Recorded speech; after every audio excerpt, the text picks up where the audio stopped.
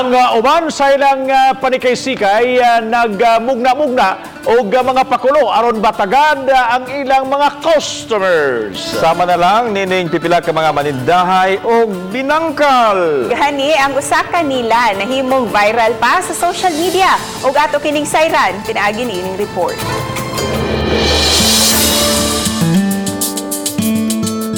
Tungod sa gibaligya nga binangkal, iyahay na og diskarte ang uban aron kini mahalin.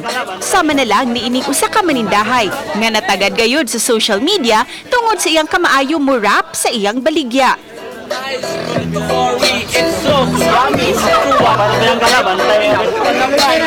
Gani ang mga namalit, nakasabay na lang og kanta.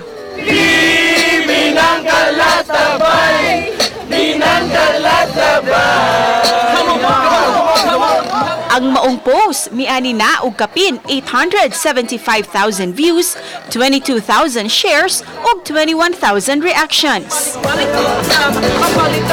Samtang, lahi ra ang binangkal kagibaligya ni Ernie Akiman nga tagalungsod sa Konsolasyon.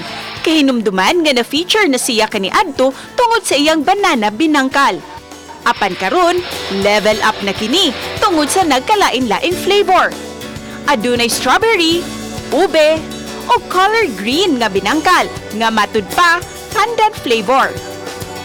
Uban ni Lian Sinkulan sa Silkibod Castro, Balitang Bisdak.